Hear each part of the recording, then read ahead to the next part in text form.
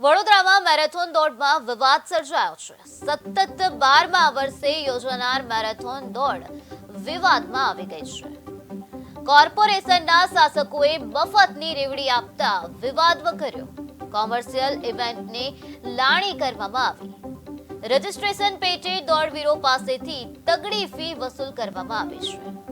તો આ સાથે 10 હોર્ડિંગ્સ 60 ટિકિટ લગાવવાની મફતમાં મંજૂરી આપવામાં આવી। 100 થી વધુ ગેરકાયદેસર હોર્ડિંગ્સ લગાવી દેવામાં આવ્યા। મેરેથોન સંચાલકોને મફતની રેવડી આપવામાં આવ્યા, જેનો વિરોધ નોંધાવવામાં આવ્યો છે। પાલિકાના શાસકો સામે અનેક સવાલો ઉઠવા પામ્યા છે। 11 વર્ષથી વડોદરામાં ઇન્ટરનેશનલ મેરેથોનનું આયોજન થઈ રહ્યું છે।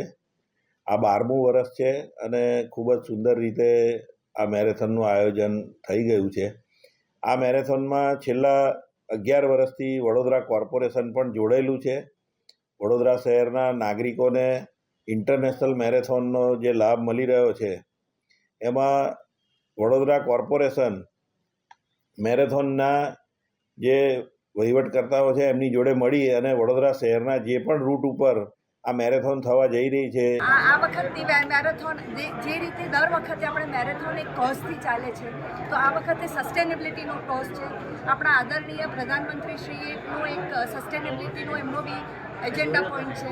એ બી કહે છે કે ઝીરો ડિફેક્ટ ઝીરો વેસ્ટની એક એમની બી એક ખૂબ જ બાળકો સુધી પહોંચે આ સંદેશો અને બાળકો પોતાના જીવનમાં ઉતારે એના માટેની આપણી એસડીજી ક્લબ્સ સ્કૂલોમાં ચાલુ થઈ ગઈ છે। એક વાત કરું કે જે પણ વસ્તુ કંટ્રોલ ચાલતી હોય એમાં એક તો હોય ત્યારે આ બધી કંટ્રોલની વાત ચાલતી હોય, ક્યાંક કોઈ ઇન્કમ છે ત્યારે કંટ્રોલની ચાલી રહી છે।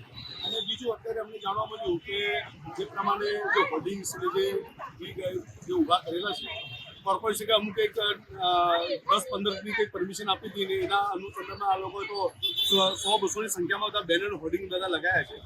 હું તો એક જ વાત કહીશ કે શહેર કોર્પોરેશનનું આપણે વડોદરા શહેરના તો કેમ નહીં, જ્યારે આવું કોઈ ઇન્કમ સોર્સ હોય એને જો મેરેથોન કરવાથી જો ઇન્કમ સારી ઊભી થતી હોય